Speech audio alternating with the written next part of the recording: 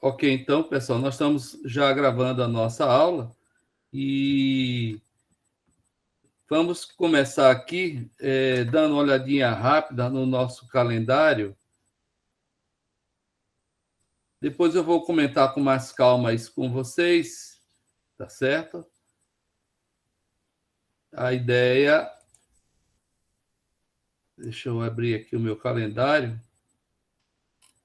A ideia é passar rapidamente aí o que é que a gente tem, tá certo? Para planejar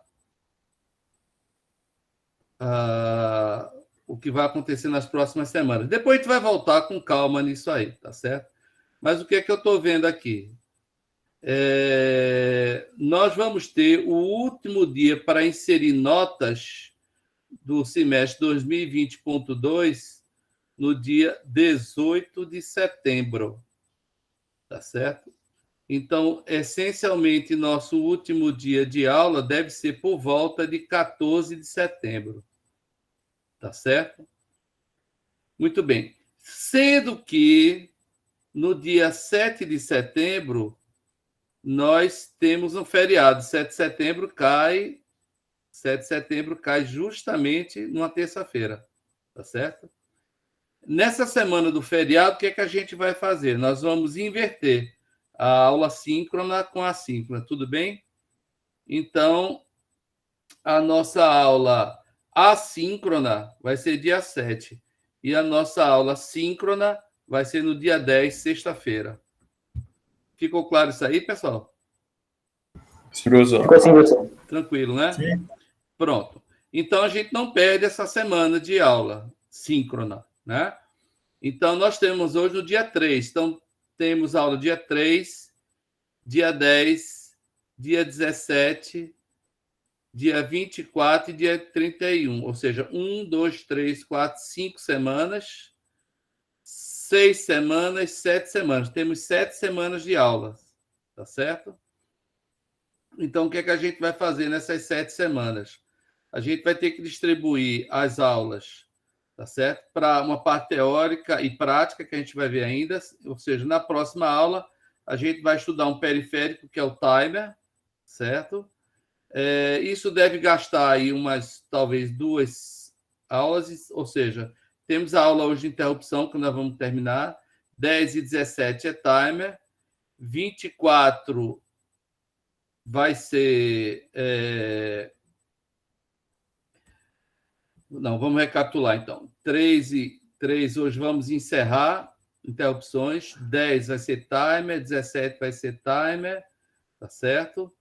24 e 31, a gente vai ver códigos em C, tá certo? Para o processador. Vamos ver códigos prontos aí, usando a ferramenta MicroC. Talvez eu comece no dia 17, eu vou ver essa possibilidade, então ficaríamos com 3 semanas para ver códigos em C, tá certo? Na semana do dia 10, tá certo? Vai ser a apresentação de projetos que vocês vão fazer, né? Então, na próxima aula, eu vou detalhar melhor esses projetinhos aí que vocês têm que fazer para complementar a nota junto com as listas que você vem entregando. Vamos deixar isso para a aula que vem, tá certo? Esse detalhamento. Então, a gente vai ter isso daí. Depois eu vou colocar esse planejamento lá no mural. Tá joia, pessoal? Tudo bem? Ok, professor. Tudo tranquilo. Ok. Então, vamos voltar aqui, tá certo? Então, esse vai ser o nosso calendário. Depois vou colocar isso lá no mural. Tá joia? Estou anotando aqui para a gente passar isso depois para lá. Muito bem, pessoal. Nós vamos fazer o seguinte: eu vou compartilhar minha tela aqui e a ideia é a gente explicar novamente a questão da interrupção para que isso reforce para vocês, né? E depois trabalhar essa questão do salvamento de contexto e vamos ver a revisão do código lá, tá certo? E com isso a gente encerra. Vai ter uma atividadezinha para fazer, mas ela é muito simplesinha, tá certo? E a gente vai explicar isso daí também. Então, vamos compartilhar a tela aqui. Vou compartilhar a tela inteira.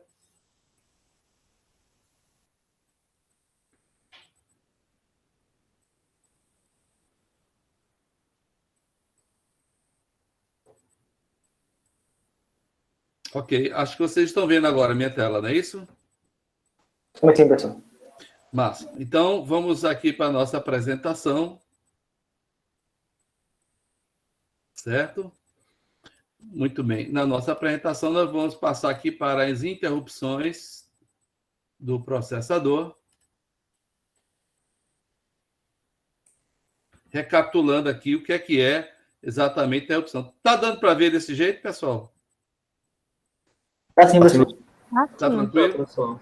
Só acho que é um pouco pequeno a letra. Está pequeno. Então, deixa eu fazer o seguinte. Tem como dar um zoom, não? Se der um zoom, acho que melhora muito. E agora? Perfeito, professor. Melhorou bastante, né? Então, pronto. Então, vamos recapitular aqui o que é a interrupção, tá certo?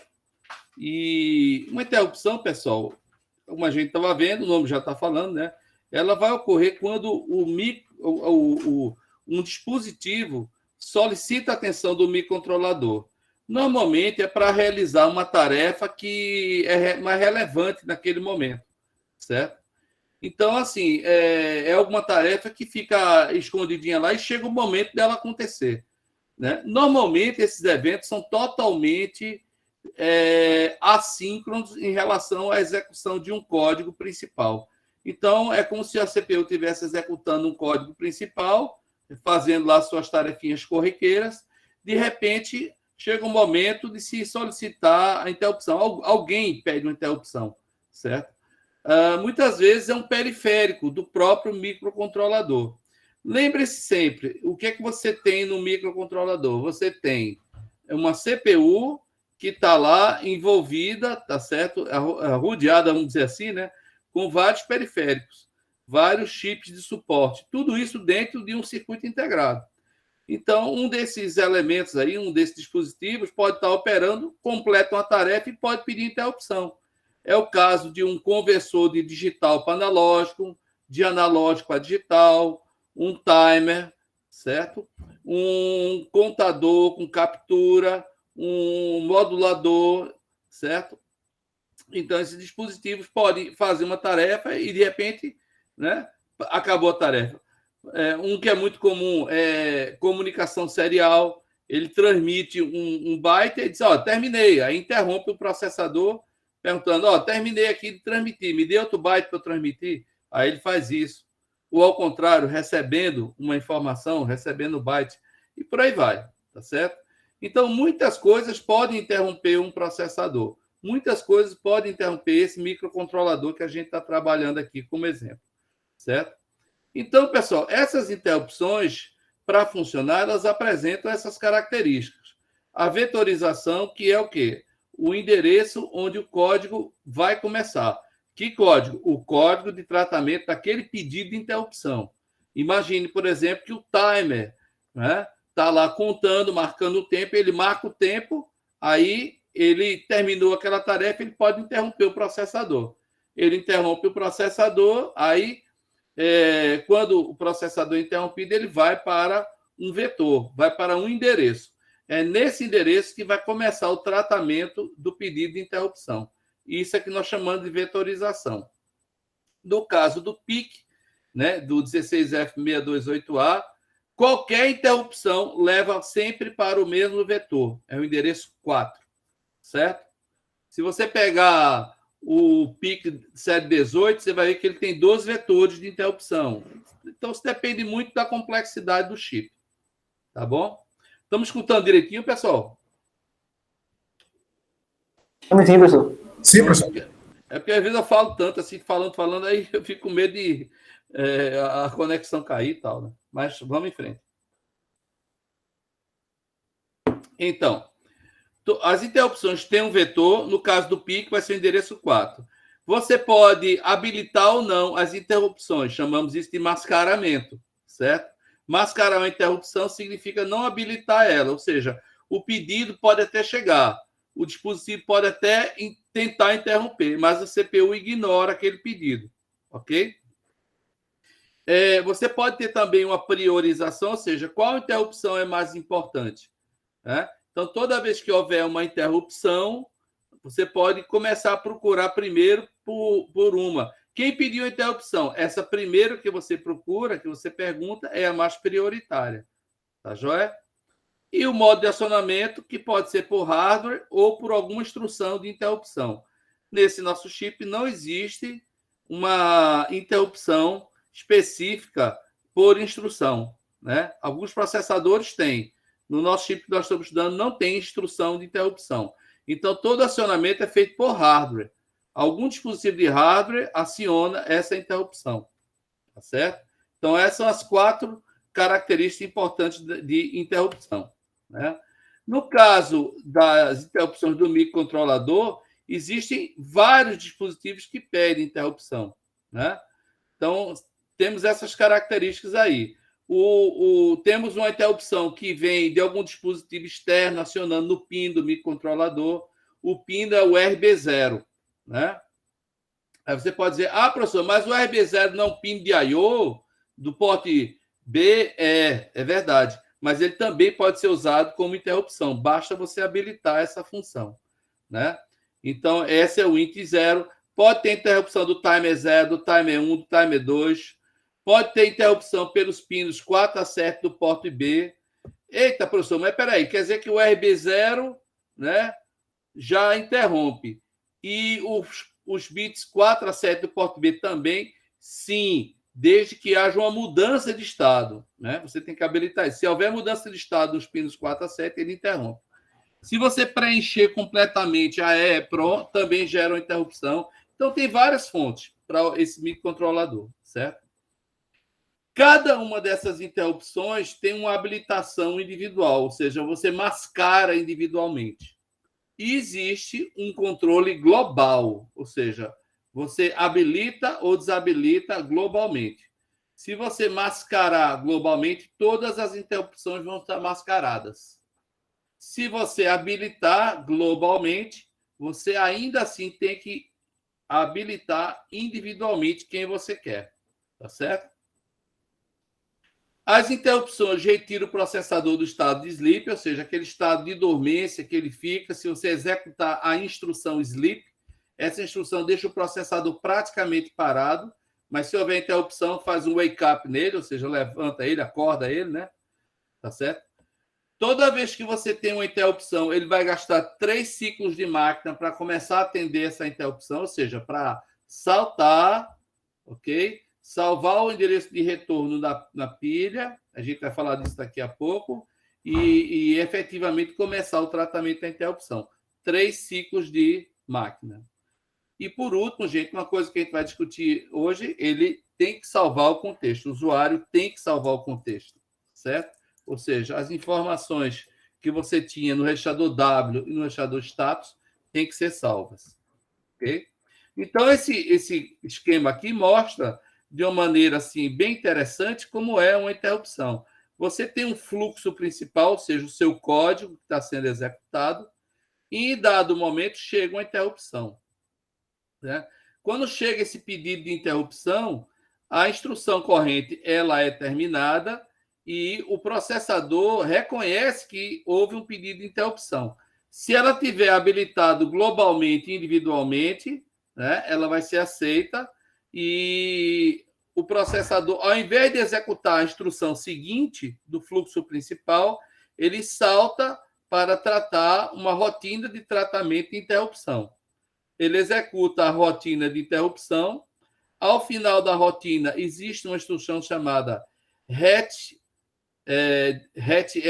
ou seja, retorno da interrupção, e isso provoca um retorno para executar a instrução que deveria ter sido executada se não houvesse a interrupção, certo? Essa é uma coisa interessante, porque o que é que vai ser feito? Esse endereço onde está a próxima instrução, ele vai ser salvo numa área de pilha, numa área de memória, certo? E quando se encontra a instrução retorno, né, da interrupção, o que o processador vai fazer é olhar para a pilha, pegar esse endereço de retorno e colocar no PC de volta. Quando ele coloca no PC, a próxima instrução vai ser buscada nesse endereço, tá certo? Muito bem. Então, dessa forma, depois de executar a instrução retorno de interrupção, ele volta para o fluxo normal, né? Ou seja, ele vinha executando um código, tem a interrupção, se tiver habilitado, ele para essa execução, salta para a rotina de tratamento da interrupção, ao final ele encontra uma instrução retorno da interrupção e ela retorna, então, executando a próxima instrução que deveria ser executada se não houvesse o pedido de interrupção. Ok, pessoal? Muito bem. Todos esses elementos aí, ó, solicitam interrupção no 16F628A. Interrupção externa pelo RB0, o timer 0, o porte B por mudança de estado lógico nos pinos RB7 e RB4, o comparador gera interrupção, a transmissão da USART gera interrupção, a recepção da USART gera interrupção, o modo de comparar contagem, né? O CCP gera interrupção, o timer 1 também, o timer 2 também, e a própria EEPROM também gera interrupção quando ela for preenchida totalmente, tá certo? Então, você tem aí, ó, 1, 2, 3, 4, 5, 6, 7, 8, 9, 10 tipos de interrupção, 10 fontes de interrupção nesse chip, tá bom? Muito bem. Quais são as etapas, então, para atendimento de uma interrupção no microcontrolador, tá certo?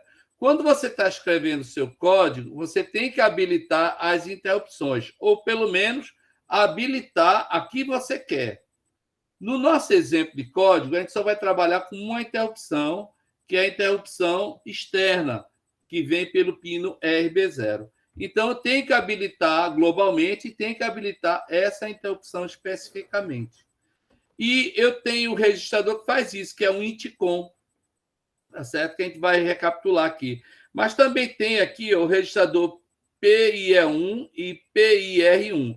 São dois registradores de periféricos que controlam as interrupções também, tá certo? Então, muito bem. Quais são, recapitulando então, etapas para atendimento de uma interrupção? Configurar as interrupções. Quando você tem a interrupção, identificar quem requisitou, né? Isso já é priorização. Salvar o contexto, ou seja, o que vinha sendo feito em processos anteriores, para quando você voltar, isso ser uma operação totalmente transparente para o seu processo, né? Quem você salva? Pelo menos o registrador W e o registrador status. Pelo menos esses, certo? Depois de fazer isso, você entra na rotina de atendimento da interrupção, ou seja, na rotina propriamente dita da interrupção. Quando terminar essa rotina, você recupera o contexto e aí, com a instrução retorno, você retorna ao fluxo de execução anterior, né? Então, isso daqui, gente, é bem interessante, viu? Etapas do atendimento de uma interrupção no microcontrolador. Leiam e assimilem bastante isso daqui, né? Tudo que você faz numa interrupção está aí. Bom, eu vou olhar agora os registradores que estão envolvidos em interrupção, tá certo? Quem são esses registradores? O primeiro é o chamado INTCOM, ou seja, controle das interrupções. INTCOM, controle das interrupções, né? O que é que nós temos? Nós temos um bit que é chamado global, ou seja, habilita globalmente, né? Estado 1 nele habilita todas as interrupções, mas ainda tem que habilitar individualmente, tá certo? Se botar em 0, mata todas as interrupções. Então, é comum, gente, por exemplo, quando você entrar numa interrupção, logo de cara você botar isso aqui em 0, tá certo? Porque você mata todos os pedidos de interrupção, ok? Até terminar aquela interrupção que você está atendendo. Aqui você habilita a interrupção para EEPROM. Aqui você habilita a interrupção para o timer 0. Aqui você habilita a interrupção INT, ou seja, aquela que acontece no pino RB0. E aqui você habilita a interrupção que vem dos ports PB7 a PB4, certo? Toda vez que há um pedido de interrupção, independente se ele aceita ou não, isso fica registrado no seu flag correspondente. Então, aqui nós temos 1, 2, 3 flags, certo? Flag do timer 0, flag da int e flag da interrupção RB, certo? Ou seja, se houver interrupção nos pinos 7 a 4, por mudança nos pinos 7 a 4 para o porte B, ok? Então, perceba o seguinte, todos esses 5 primeiros bits aqui é habilitação. Habilita global, habilita EPROM, habilita timer 0, habilita interrupção externa e habilita interrupção por mudança de estado nos pinos RB. E aqui, ó, são os flags. Flag do timer 0, flag da int externa e flag por mudança nos pinos RB. Esse é o meu registrador INT-COM, tá certo? Muito bem. Outro registrador importante é o chamado PIE1. A gente não vai usar muito ele não, tá certo? A gente vai trabalhar mais com os periféricos do INT-COM. Mas repare bem aqui, ó, certo? Que você habilita escrita completa na EPROM, tá certo? Habilita a interrupção do comparador, habilita interrupção pela recepção de dados pela USART, pela transmissão também no TXIE, ok? Esse bit 3 não é implementado nesse registrador. E aqui você tem a habilitação do módulo CCP, aqui você tem a habilitação do timer 2 e aqui você tem a interrupção do timer 1, certo? Então, aqui você tem, ó, várias habilitações, tudo isso é habilitação, habilitação, habilitação, tá certo? Desses recursos. O próximo registrador é o PIR1, tá certo? Esse aqui registra os pedidos de interrupção dos periféricos que eu expliquei anteriormente. Então, flag da EPROM, flag do comparador, flag da recepção, flag do TX, da transmissão, bit 3 é não implementado, né? Flag do modo capture, né? Flag do PWM. Então, esse bit 2 aqui, ó, vai indicar qual tipo de interrupção que houve para esses módulos aqui. Bit 1, flag para o timer 2, bit 0, flag para o timer 1. Então, você percebe o seguinte, o registrador PIE1 ele é muito utilizado para habilitar interrupções, né, vamos chamar assim, aspas, extras, né? E o PIR1 é o registrador que registra os pedidos das interrupções, tá certo? Dessas interrupções extras, ok? Então, são esses 3 registradores importantes, né? PIR1, PIE1 e o INT-COM, que são os registradores que trabalham mais com as interrupções, tá certo, pessoal? Muito bem. Vamos dar uma olhadinha aqui numa coisa importante, que é o nosso datasheet. Ok? Muito bem. Eu quero mostrar aqui para vocês, ó, a chamada. Isso aqui é o meu datasheet, tá certo? Aqui, ó, página 109, você encontra aqui as interrupções do PIC 16F628A. Esse é o nosso datasheet, tá bom? Tá dando para ver, pessoal? Tá pequeno demais. Dá para ver, professor. Eu vou dar uma aumentadazinha só um pouquinho. Pronto.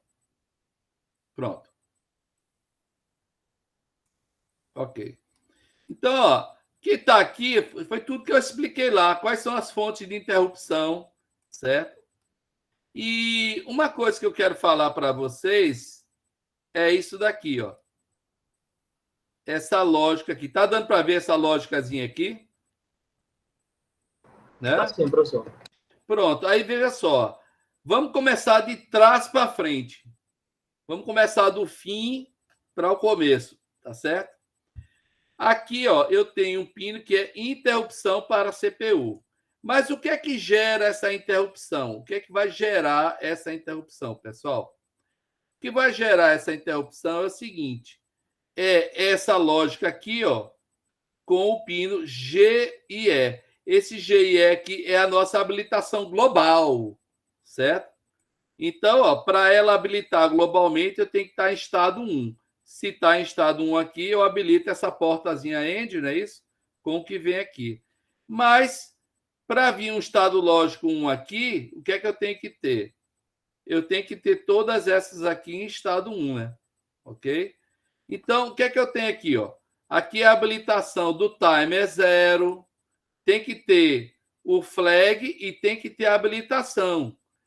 A habilitação aqui da interrupção em RB0 externa, a habilitação e o ocorrimento da interrupção por mudança no porte B. Então, todas essas aqui geram o estado 1. Ó.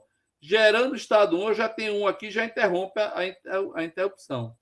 E tudo isso aqui, gente, tem a ver com aquele registrador PIE e PIR.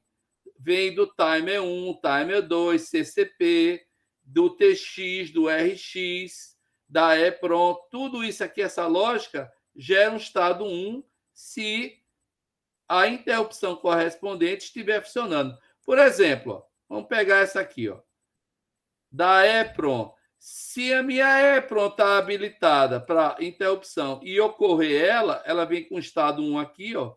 Aqui é uma U, vem estado 1. Se ela está habilitada, né? Então ela vem por aqui, ó, pá, e gera interrupção. Tá certo? Então, essa é a lógica que nós chamamos de lógica de interrupção. Ela está na página 109 do datasheet e eu recomendo a vocês que deem uma olhadinha nisso. Aqui também tem uma boa descrição de como ocorre a interrupção, viu, gente? Dá uma olhadinha nisso. Ok? Muito bem, pessoal.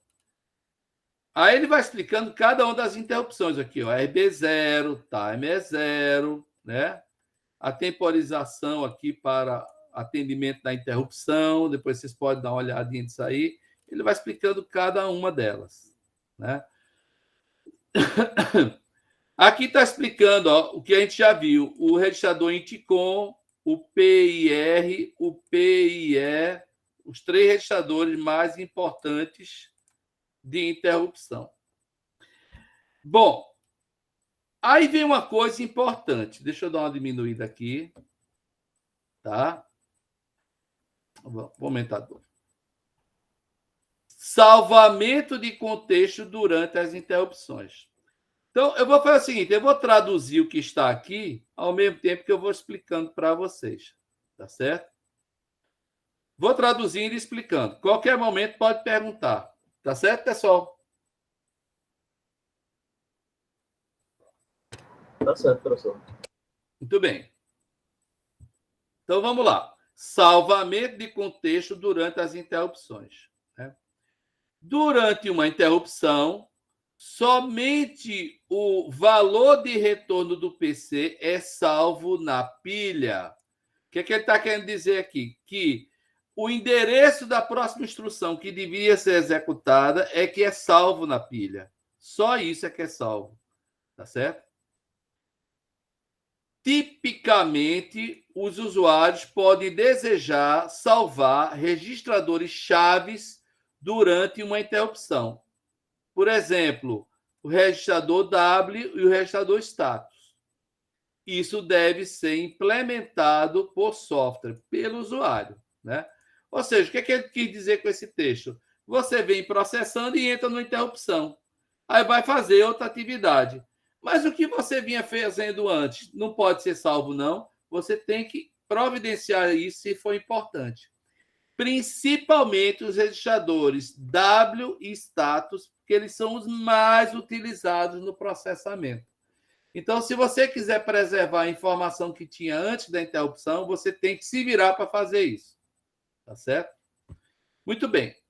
Aí ele diz aqui, ó, o exemplo 14.1 armazena e desarmazena, né, os registradores status e W, né, e o registrador criado WTemp, que está nesse exemplo aqui, deve ser definido numa área de memória, tá certo? Ou seja, a gente vai ter que criar uma variável chamada WTempo, ok? Nesse exemplo aqui, por exemplo, né, ele está dizendo que o WTemp é uma posição de memória 070, lá do banco 0, ok? Certo? Muito bem. Além de wtemp, a gente vai criar também um registrador chamado status temp, tá certo? A gente vai criar isso aí também. Então, o que é que esse exemplo aqui, 14.1, faz? Ele armazena o registrador W, ele armazena o registrador status, ou seja, salva W e status. Salvou os dois? Beleza. Aí ele executa o código da interrupção, ok? Depois de executar o código da interrupção, ele restabelece o status e restabelece o registrador W, certo? Note que ele restabelece na ordem inversa da que foi salvo, né? W primeiro, status depois para salvar. Status primeiro, depois W para resgatar, certo? Então, gente, essencialmente o que ele vai fazer é o seguinte: eu vou pegar W, tá certo? E salvar num registrador que eu vou criar, chamado wtemp, temporário do W. E vou pegar o status e guardar num registrador chamado status temp, certo? Aí guardo, preservo lá, uso W e status no meu programa, no meu trecho de interrupção. Depois que terminar a interrupção, eu restabeleço os valores que tinham antes e volto para a minha rotina que eu estava executando. Ficou claro isso aí, pessoal? Alguém quer perguntar? Então vamos seguir. Vê só. Eu vou voltar aqui para as instruções do controlador. Deixa eu voltar aqui, tá? Só um minutinho. Tá? Deixa eu projetar isso aqui. Vê, aqui eu tenho a relação das instruções, tá certo? Beleza, isso é do datasheet, tá certo? Relembrando, o que é que a gente vai fazer? A gente vai pegar o registrador status, certo? E vai salvar no registrador. Para isso, a gente tem uma instrução, beleza, que resolve tudo. Ó. Move WF, ou seja, pega o W e move para um file, move para um registrador. Beleza, a gente pode usar isso daqui. Né? Ele atua específico no W. Pega o conteúdo de W e guarda num registrador. O registrador que a gente vai usar é o wtemp. Beleza, não tem problema aí. E para salvar o status, eu não tenho uma instrução move status específico, não tenho, tá certo? Eu tenho que usar a instrução move file, certo? Para isso, eu uso o move file, pego o status e movo para status temp. Estão entendendo? Só que tem um probleminha. Vê bem. A instrução move file, que eu quero salvar o status, ela mesmo, essa instrução, ela altera o status. Ó. Ela altera um bit lá do registrador status. Tá vendo minha setinha aqui? Ó? Ela altera o flag de 0. Ou seja, se eu usar essa instrução aqui para salvar o registrador, tá certo? Status, a própria instrução vai alterar ele. Entende? Então, eu não posso usar essa instrução aqui para salvar o status. Pô, aí lascou. O que é que eu faço? Como é que eu vou salvar o contexto, então, do status se eu não posso usar a instrução move, que é a única que eu tenho, né? Bom, aí tem um pulo do gato aí, tá certo? Aí, isso é um pouquinho complicado, mas ao mesmo tempo é fácil. Eu vou explicar o que é que a gente vai fazer. A gente vai usar uma instrução chamada swap. Quem sabe quer dizer swap em inglês, hein, gente? Quem sabe dizer?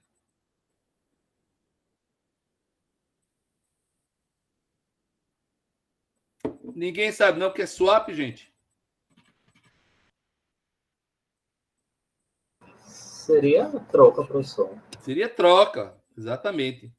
Né? Tá tudo tão calado, já estava escutando os grilos aí. Cri, cri, cri. Bom, você tem razão, você tem razão. Né? Quem foi que falou? Demetrius, professor. É que Ô, eu tinha lido o Demetrios. datasheet e tinha dado uma estudada e eu estava curioso sobre o que queria dizer swap, esse comando swap. Eu vi que era trocar, no caso, os parâmetros aí, As né? metades. Na verdade, ele troca os nibbles. Os nibbles, nibble é o quê? É 4 bits, né? O que é que essa instrução faz? Ela pega o registrador que você quer e troca os bits de 0 a 3 com 4 a 7. Troca os nibbles, certo? Pega os 4 mais significativos, troca de posição com os 4 menos significativos. No mesmo registrador, entendeu? Entendi, professor. Pronto. Então ele faz isso. O que é que a gente vai fazer? A gente percebe que essa instrução ela não altera nenhum bit do status. Ó. Olha aqui a coluna, status afetado, né? Ela não altera nenhum. Se a gente for usar a instrução move file, altera, mexe no registro de status. Então a gente altera o contexto. Então, para salvar o registro do status, a gente vai usar o swap. O que é que a gente vai fazer? A gente vai salvar ele trocado, depois vai desalvar destrocando.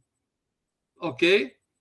É essencialmente isso que a gente vai fazer. É isso o exemplo que está sendo dado lá no datasheet. Então, gente, olha o que acontece. Ó. Vamos voltar aqui para o exemplo no datasheet. Então, aqui, ó, estudinho aqui, gente, não tem nenhum mistério. É o que eu usei lá no nosso código, tá certo? Aqui, ó, ele está dizendo, vamos recapitular.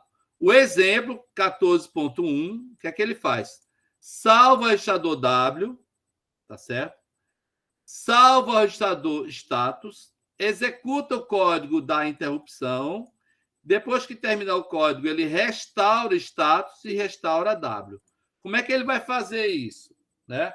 Antes, viu, gente? Eu vou ter que criar 2 registradores. Antes, eu tenho que criar o registrador WTemp e tem que criar também o registrador status temp também. Ok? Muito bem.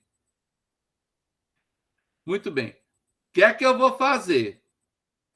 Primeiro de tudo, eu vou mover W para um file. Qual file? WTemp. Isso aqui é tranquilo. Eu pego o W atual e guardo ele em WTemp. Salvei já. Aí não tem problema nenhum. Ok? Muito bem. Depois eu vou pegar a instrução swap.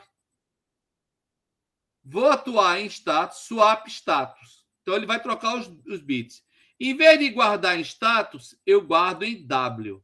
Então W tem o status trocado, com os bits trocados. Certo? Essa próxima instrução aqui é só para garantir que eu vou ficar no banco 0. Né? Aí ele diz aqui, ó, muda para banco 0, independente do banco que está. Ele vai para o banco 0. Tá certo? Beleza.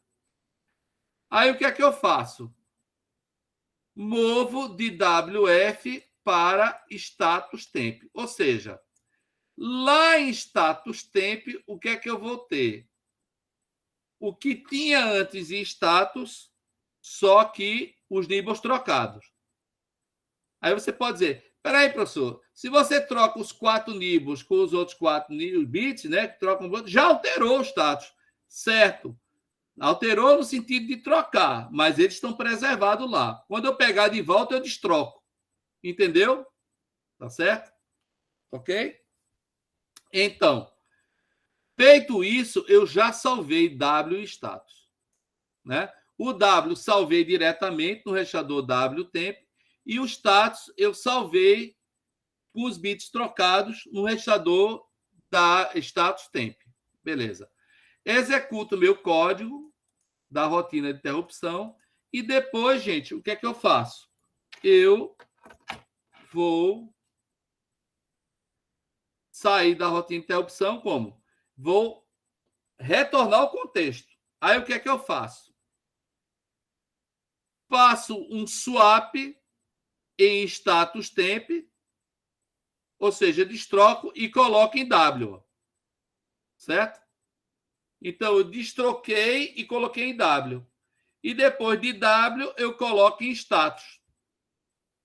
Tá certo? Ok? Quando eu faço isso aqui, tá certo? Quando eu faço isso daqui, eu já tenho o status salvo direitinho, ok? Destrocado lá em status. Beleza. E para recuperar W? Para recuperar W, eu não alterar o status, eu faço o seguinte, uso swap de novo em WTemp, certo? E deixo ele gravado nele mesmo, ou seja, uso swap no próprio registrador para destrocar, tá certo? Para trocar. E depois eu pego isso que está trocado, W tempo, e carrego em W de novo. Ok? Só um minutinho, viu, pessoal?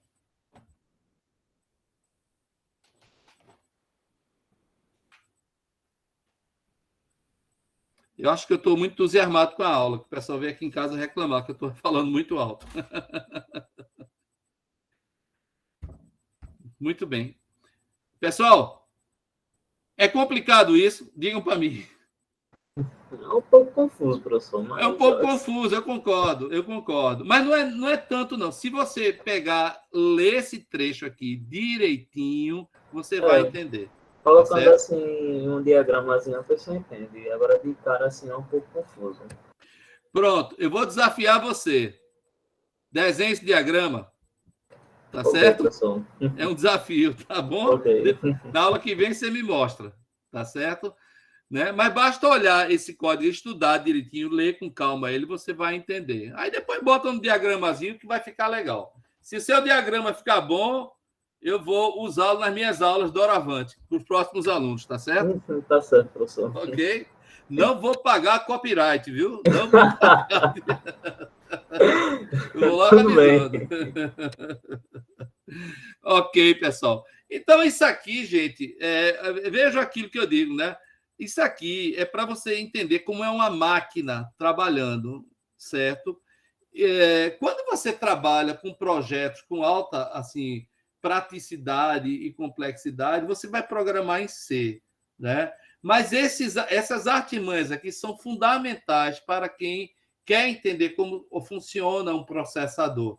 Por isso que os exemplos do próprio datasheet são todos em assembly. Aí depois, se você quiser, você implementa esses algoritmos, tá certo? Em C. Cria variáveis em C, move para cá, move para lá, tá entendendo? Em C, tá certo? Ok? E isso aí fica assim facilmente implementado, tá bom? Mas aí você tem um exemplo de como funciona, né, a máquina, né? No caso aí para esse processador. Então esse exemplo aqui eu carreguei diretamente lá no nosso código, tá certo?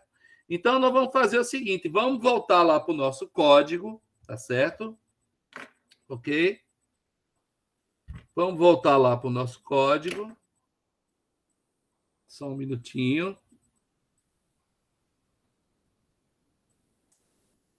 Acho que agora vocês estão vendo aí o MPLab, não é isso? Isso, professor. Pronto. Bom, recapitulando esse nosso código, o que é que ele vai fazer? Ele é um programa simples que eu quero o seguinte: eu quero um programa principal funcionando, certo?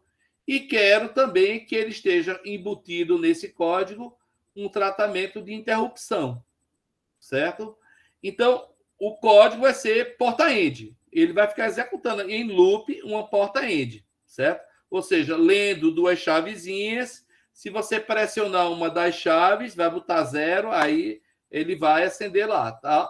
Ok? Então, ele vai ficar operando na end, operando.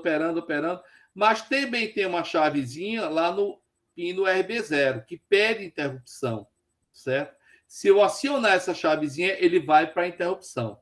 E aí, lá na rotina de interrupção, eu vou salvar o contexto, do jeito que eu expliquei agora, depois vou voltar à rotina de interrupção e depois vou restaurar o contexto. A nossa rotina de interrupção vai ser gerar um delay, tá certo? Num LEDzinho, que vai ser o LED 5, vai ser gerar um delay de 1 segundo esse LED aceso. 2 segundos, esse LED vai ficar aceso. Quando terminar esse tempo, ele sai da rotina de interrupção, restaura o contexto e volta para o programa principal, que é a função end. Tá certo? Muito bem. Então, recapitulando, pessoal, a função end, de acordo com o hardware que a gente tem, né, hardware de teste, que está lá na nossa apresentação do PowerPoint, se eu apertar um botãozinho daquele do hardware de teste, eu jogo 0 na porta e o LED deve apagar. Se eu não apertar nenhum botão, né, vai ficar entrando estado 1 nos bits e 1 e 1 na end dá 1, o LED fica aceso. O LED da função end, viu? LED da função end.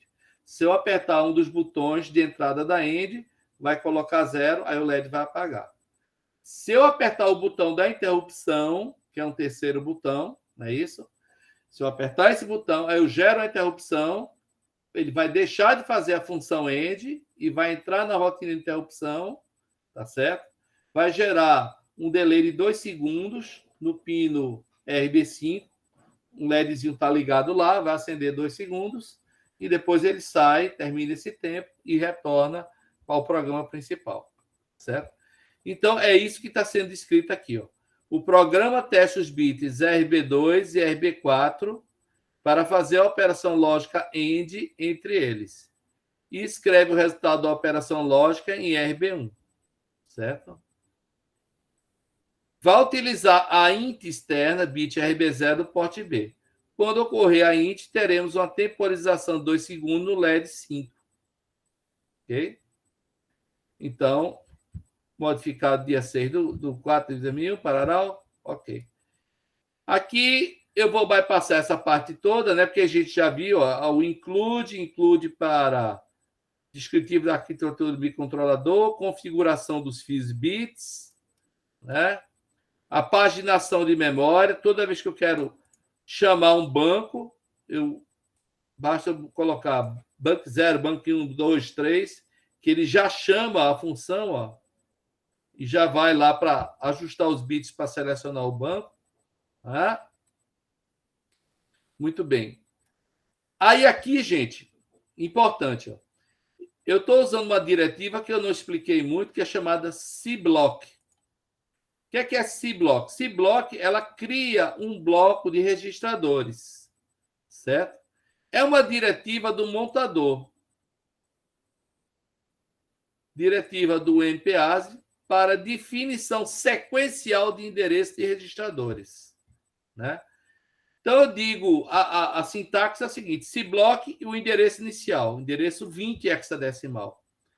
Por que endereço 20, gente? Porque o endereço 20 é o primeiro endereço disponível na área de RAM, logo que termina os registradores especiais, tá certo? Isso você pode ver aqui, ó, na nossa apresentação. Aqui, ó. A partir banco 0, aqui é o banco 0, né? Tudo isso aqui é do datasheet. A partir do endereço 20, eu já tenho área de memória livre. Então, o meu cblock vai começar no endereço 20, 21, 22, 23, 24. Eu vou criando registradores aqui nessa área, tá certo? E vou nomeando eles. Então, eu uso a diretiva cblock, começando a partir de 20. wtemp, declaro wtemp, declaro status temp, declaro contador, reg 0 e reg 1. wtemp vai ser o registrador temporário para armazenar W, status temp, registrador temporário para armazenar status, contador reg 0 e reg 1 é para a rotina de delay, tá certo? Que a gente já viu. E a última diretiva aqui, endc, termina de definir esse bloco. Endc, né, é o fim da diretiva cblock. Então, eu vou usar endereço 20, aqui, né, 20, 21, 22, 23, 24. 5 registradores eu criei, tá certo? Se você quiser, também pode usar a diretiva equate para isso. Mas eu acho mais elegante usar cblock. Mas você pode usar equate também, tá certo? Está aqui explicado. notação de representação de valores numéricos, breve descrição do hardware. O hardware é aquele nosso hardware de teste, não é isso? LED, botão 0, 2 e 4 ligado respectivamente em RB0, RB2 e RB4, e LED 1, 3 e 5 ligados em RB1, RB3 e RB5 respectivamente. Certo? São os LEDs. Então eu dou aqui o define para chamar botão 0 do meu bit RB0 em porte B para todos eles. Botão 0, botão 2, botão 4, LED 1, LED 3, LED 5. Aqui eu começo meu código. Diretiva org 0. Lembrando, viu, gente? Org não é instrução do bicontrolador. É uma diretiva para o montador. Ele vai dizer o seguinte: a próxima instrução comece a montar no endereço 0. Né? Comece a codificar no endereço 0. E assim é feito. Né? Então, a instrução que vem no endereço 0 é goto. Goto para onde? Para esse endereço aqui chamado início. Ele está aqui, ó. Ok? O outro vetor importante é o vetor da interrupção, vetor 4. Quando acontecer uma interrupção, né, o endereço de retorno vai ser salvo na pilha, automaticamente. E o endereço 4 vai ser carregado no PC. Em resumo, o que estava no PC, o endereço que estava no PC vai ser salvo na pilha. Certo? Guardado, preservado lá. E o endereço 4 vai para o PC. Com isso, a próxima instrução que vai ser buscada vai ser no endereço 4. Daí ele é chamado nosso vetor da interrupção. Tá certo? Muito bem. Qual é a instrução que está no endereço 4? Goto int thread. Né? Um goto para esse endereço, int thread. Né? E esse int thread está bem depois de início. Né? Bom, início, gente, eu tenho o meu início de código. A primeira coisa que eu faço início é a configuração dos portes A, B, INTCOM, né? O registrador INTCOM, ó, de habilitação das interrupções do PIE1.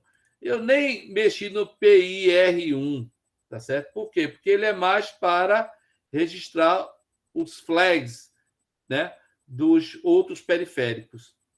O INTCOM, por sua vez, ele tem os flags da interrupção externa 0, mudança no porte B e do timer 0.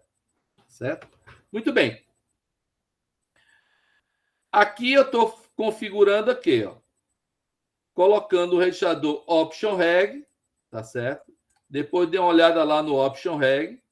Estou habilitando o quê? Pull-ups no porte B, timer 0 usando o clock interno. Isso aqui é irrelevante para a gente no momento que a gente não estudou o timer ainda. Mas o mais importante é o int0 sendo acionado em borda de descida. Ou seja, na hora que eu acionar o meu botão, eu gero um 0. Ali, na hora que eu apertar, eu já gero uma interrupção. Tá certo? Muito bem. Configuro o meu option reg. Configuro o meu registrador B para ser bits RB0, B2 e B4 como entrada e RB1, RB3 e RB5 como saída, né? 1 configura como input, 0 configura como output. Ok? Estão acompanhando, pessoal? Sim, professor. Beleza. Bom, isso aqui é para o porte B. O porte A eu não vou usar em nada nesse projeto, vai ficar tudo como input. Tá certo? Todos os bits não usados ficam como entrada. Aqui eu vou habilitar as interrupções. Ó. Eu vou botar 90 e INTCOM. 90 é o quê, gente? 10010000. Vamos olhar lá o INTCOM. Vamos voltar para o INTCOM. Tá? O INTCOM, pessoal. Deixa eu vir aqui para o INTCOM. Tá? Tá aqui meu INTCOM. Quando eu coloco 10010000, eu estou fazendo o quê? 1 aqui, habilitei global. Ok? 0, não habilitei EPROM. 0, não habilitei o timer 0. 1, habilitei a interrupção externa. Ok? Então, habilitei global e só a externa. Só a externa vai estar habilitada. As demais não vão estar. Aqui eu botei tudo 0. 0, 0, 0, 0. Não habilitei interrupção no porte B, bits 4 a 7. E os flags, zerei todos. Né?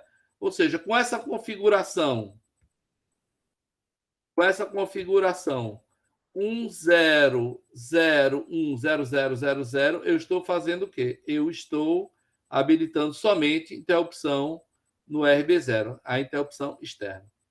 Ok? Detalhe, o INTCON está presente em todos os bancos, né?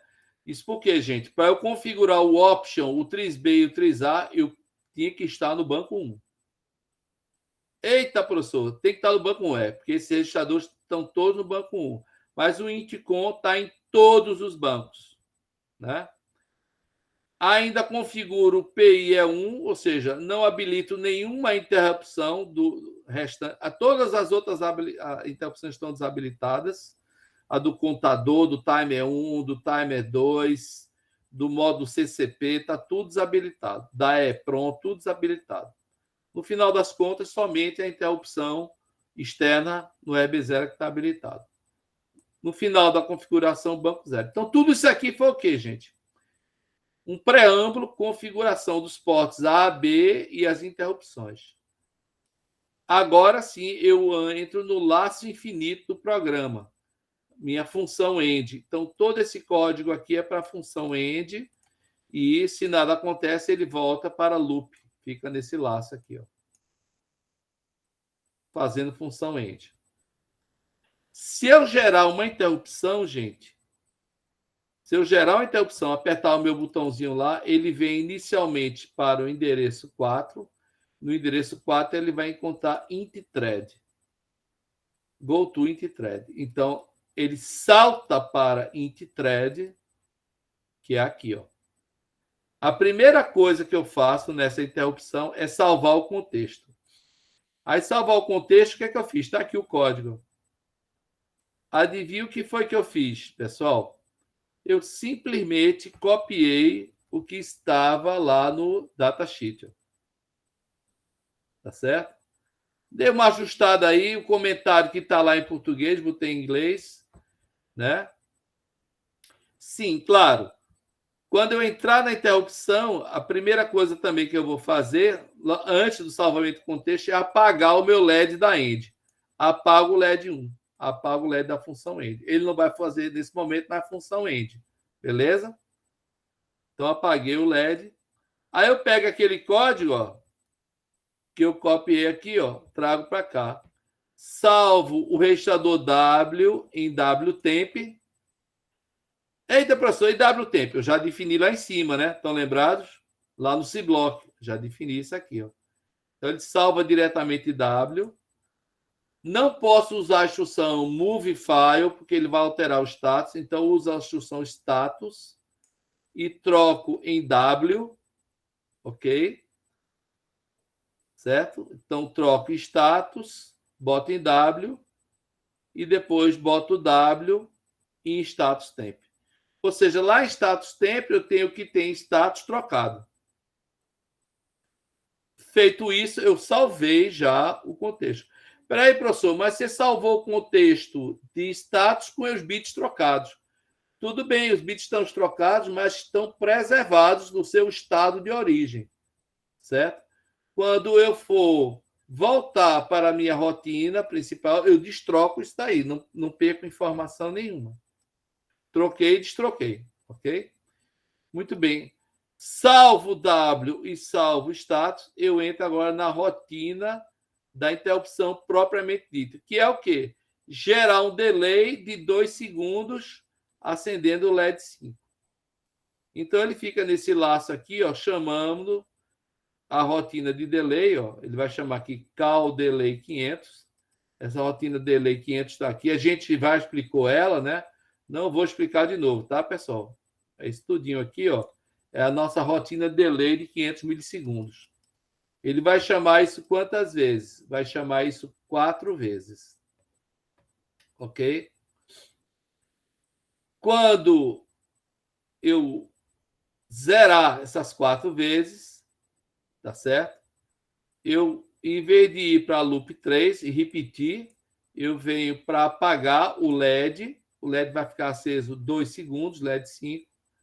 Eu venho para cá e depois eu faço minha saída da interrupção, restaurando o contexto.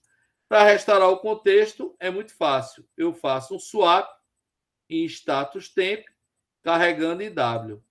E depois eu uso o move WF, que não altera o bit status, movo de W para status. Ou seja, eu joguei trocado, destroquei em W e joguei em status. Restaurei meu status original, certo? Para não usar agora uma instrução que altere o status, eu uso swap, tá certo? Ok? Em wtemp, nele próprio, tá certo? E depois dou um swap em wtemp movendo para F, certo? Com isso daí, troquei, destroquei o que estava em wtemp e carrego em W, ok? E depois retorno da interrupção. Esse retorno da interrupção, gente, é uma instrução que faz o seguinte: vai pegar o endereço que estava salvo lá na pilha, certo? E vai restaurar no PC. Com isso, a próxima instrução que vai ser buscada vai ser a instrução que deveria ter sido executada se não houvesse a interrupção. Ok? Então, essa é a rotina de delay. Com isso, gente, nós temos o retorno, tá certo? Isso vai acontecer em algum ponto do programa principal, né? Na função end. Eu não sei dizer qual é. Porque, como eu expliquei para vocês, o código está em loop e a qualquer momento você pode gerar uma interrupção. Gerando a interrupção, o que é que acontece? Em algum ponto aqui, esse programa vai parar, vai salvar o contexto e vai lá para a rotina de interrupção. Tá certo? Muito bem, pessoal. Então, com isso, gente, a gente fez a análise de como uma interrupção salva o seu contexto.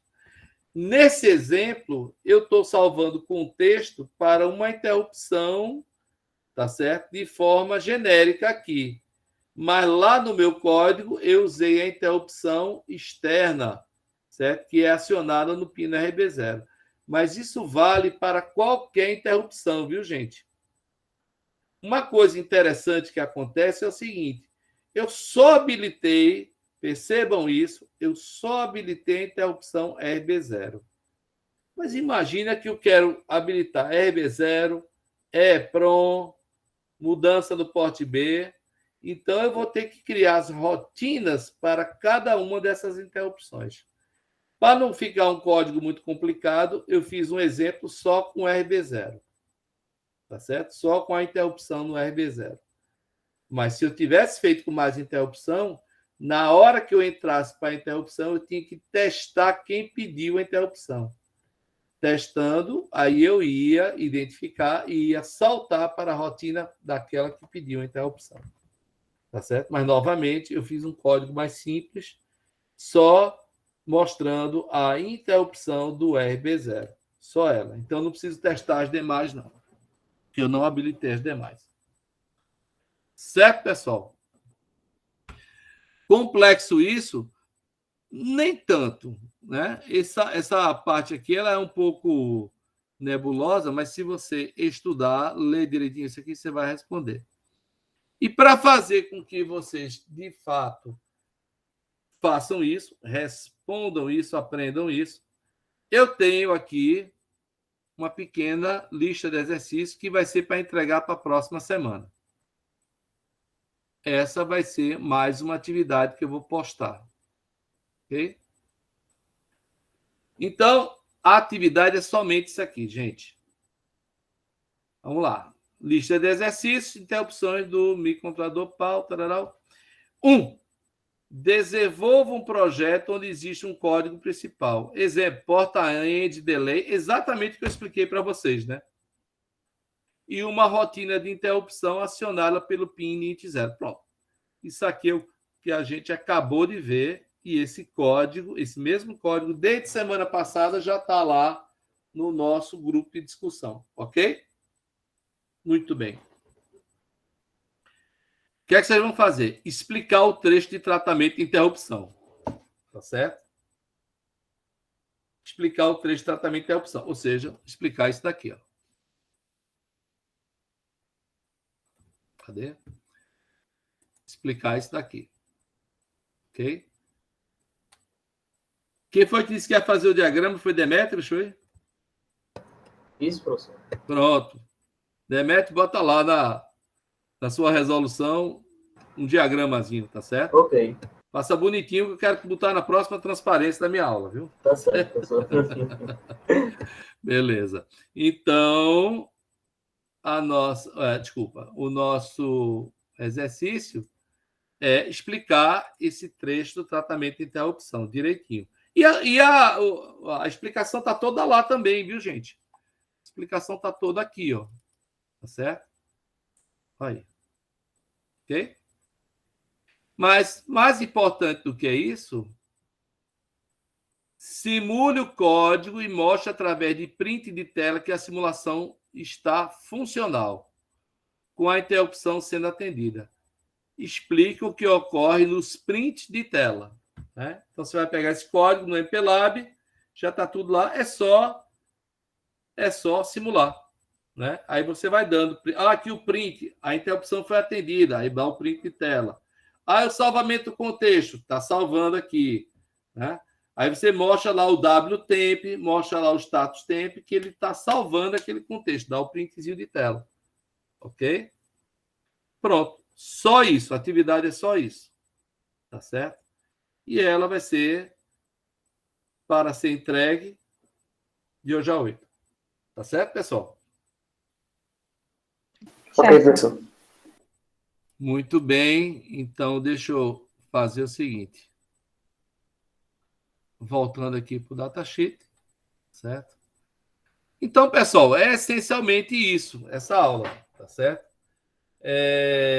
Eu queria recapitular, porque eu sei que de primeira não se entende muito o que é interrupção, mas interrupção, gente, em resumo, é uma coisa assim muito, muito, muito utilizada em processadores, tá certo? Então, se a gente puder recapitular agora a aula, né, o que é que a gente viu? Né? Primeiro, vimos os registradores de controle das interrupções. Quem são esses registradores? Quem são esses registradores? É o registrador INTCOM, certo? É o registrador PIE1, tá certo?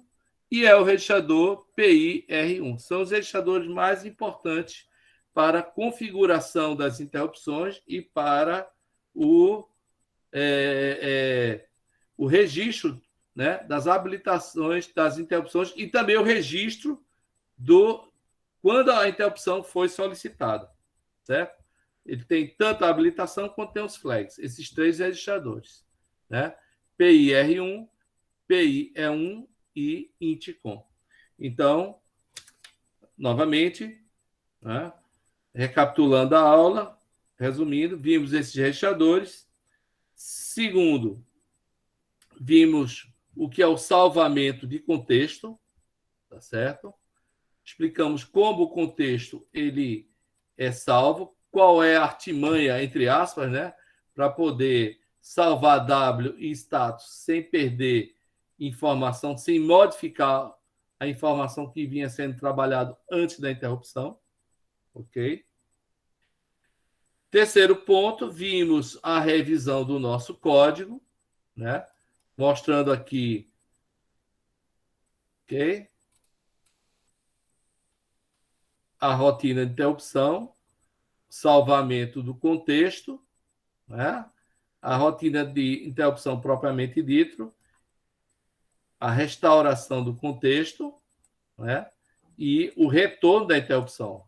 Retorno da interrupção. Certo? Então, com isso daí, gente, nós temos esses três tópicos.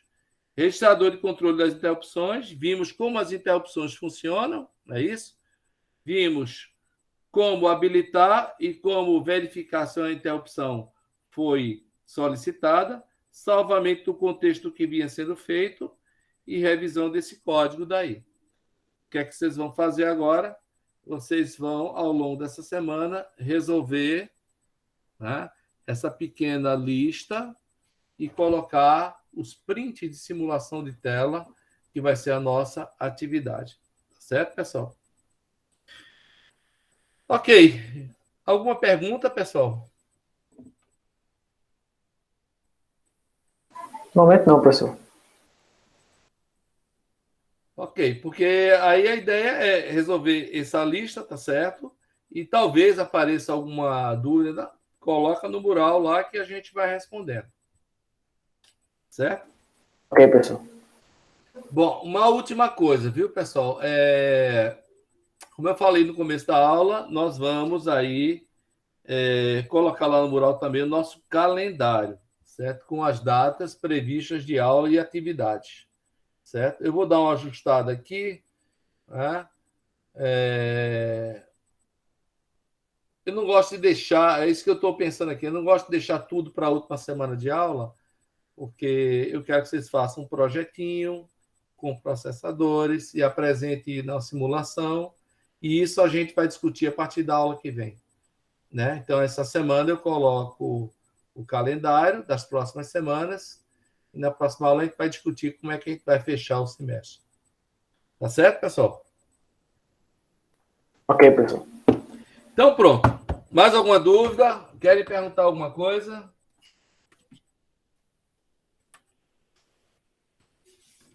Se não, eu vou fazer aqui a minha chamadinha, tá certo? Hoje é dia 3, não é isso? Isso, Só. professor. Muito bem. Deixa eu parar aqui minha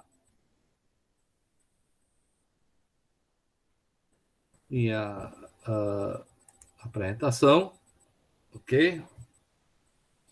Muito bem. Então, Cláudio André está aí, pessoal? Estou aqui, professor. Daniel, Presente, professor. Demétrios, Aqui, professor. Everaldo, Presente, professor. Guilherme. Guilherme? Não?